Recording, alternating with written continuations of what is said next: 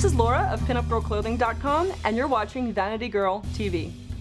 Tell me about this vision you had. You've been around since 1998. Well, 1997 is when we officially started, but it was just me and a sewing machine, and yeah. But that's 1997 would be the first year that I started making clothing and selling it and doing what I do. And as a photographer, what led you into the clothing route? Actually, being dissatisfied with working as a magazine photographer, went straight to photo school after high school, and was, felt that was what I wanted to do for the rest of my life. I was really passionate about photography and still am, but I kind of discovered after I kind of entered into the world of magazine photography, I was shooting celebrities and musicians and all sorts of people, and that part was great, but I kind of realized that I didn't like dealing with authority and having people tell me what to do. And I think most entrepreneurs are like that. Yeah, but with me it was even though I was young and inexperienced, I had this giant ego, so if they told me they didn't like one of my photos, I was like, what's wrong with you? So, I did it for a while, but I really wasn't happy, and when I was pregnant with my daughter Milena, which is going on 15 years now, my husband's aunts made me some baby clothes. And, they were just onesies and things like that, but they were so cute and adorable and better than anything I'd seen in the stores. And I said, oh my God, I want to do this. I want to make clothing for my baby. So I did, but then I started making clothes for myself, and my friends started asking me to make things for them. And so I kind of did that for a few years. And that's how I started Pinup Girl. In 1999, that's when we launched the website. And then for a few years, I didn't take any photos at all. And so you had your site up, but you didn't have the clothes. Your photography. Yeah, we used other photographers, basically because I was, in the beginning, I was just too busy actually trying to run the business. Sewing the clothes, running the business. Sewing the clothes, answering emails, shipping things, going to the post office. Everything, yes. Literally everything, answering the phones. Yes, we do have that in stock. Everything, you name it, which is great. That's what you're supposed to do when you start a business. Now no one tells me what to do, I just do what I want. And I think it's so important because your photography is such a key part of Pinup Girl. You. These gorgeous pinup quality, you could be in any magazine, are your actual catalog. I mean, what other business owner can really say that, Well, yeah, I mean, I'm lucky that I had that background, and I do love taking photos, and I hated the basic, most websites would either just have, your model on a gray background, her head's cut off. It's just like, it's almost like she's a mannequin. Right. Yeah. I couldn't visualize how they would look. So to me, it made sense as a customer, if I'm going to sell a certain type of clothing, especially the type of clothing I was making and producing was not popular. It's gaining in popularity now in a huge way, but back in the day, not at all. So it made sense to me to kind of give people an idea, like, no, this is what we're doing here. This is pinup style clothing. Let's shoot them on pinups. And also I liked the fact that it was another way for women to kind of be beautiful and express themselves. It's an alternative way of, instead of this kind of mainstream beauty standard that, everyone seems to want to kind of co-opt and get into it.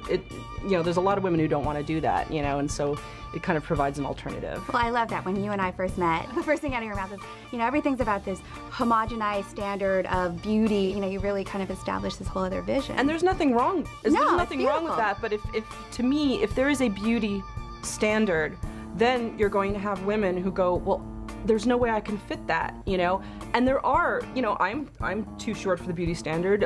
Some people are too curvy. Some people are too busty. And so you get a whole bunch of people who feel like, well, then what does that make me? And so I have no problem with someone who fits within that standard and walks around and they look great, and I love that. You're beautiful, great. But the idea that is the only way that you can be perceived as beautiful, I think is ridiculous. And so, yeah, I feel that not just me, but everyone should go out there and find their own standard. Yeah, like your beauty standard is you at your best, and that, that's pretty much all there is to it. Love it. Now, when you first launched, were you immediately internationally selling, or did that kind of grow? No. No. When we first launched my website, I remember I went 3 weeks before we had the first order. Well, you started e-commerce like way back in the day. June of 1999. Yeah. So it was kind of a new thing. We launched clothing online. Yeah. And then it sat there. But the one thing is, from the very beginning, my return customer rate was really good. It was really high, and that was something that I kind of understood was going to be like a long-term key to success. Most of your customers are going to be fabulous people, so value them, and you'll be successful in anything you do. You know, I think a lot of companies that end up, you know, having trouble, they kind of forget their reason for being in business, which is, you know, it's not you, it's the customer. Absolutely.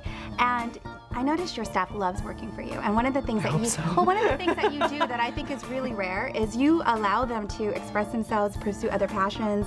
You know, Natasha does her burlesque, and Micheline, you know, is an artist. Like, they have all these other passions, and you not only allow it, but you celebrate and support them. Well, as a business owner, how is that like a good corporate philosophy for you? Because everything that those guys are doing as part of their outside passion is a talent that can be used in what they're doing for me. Right. And to me, it's so ridiculous to say, oh, you're gonna come to work for Pinup Girl and you're gonna live, eat, breathe, you know, pug, and you're not gonna do anything else.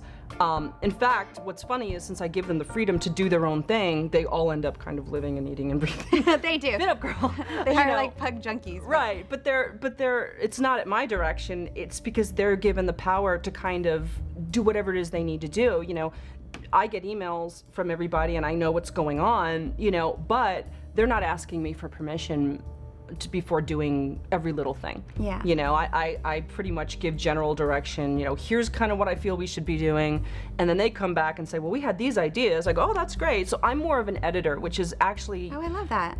Yeah, I've always been better at that. You know, I can go in and I can do everything, but then I'm a psychotic, hateful woman. You know, I'm not happy because I'm trying to keep everything, you know, under control. But if I've got people who are talented and know what they're doing, I love that, because then they can do it and they show me and I go, oh, that's good. And I'm very good at tweaking things and perfecting things and making it just right. If you don't give yourself that time, then your business actually stagnates. So it's just, yeah, like, delegate as much as you can, as early as you can, get good people, allow them to express themselves, allow them to work independently so that you can kind of sit home and come up with good ideas. And you are a local manufacturer. Yes.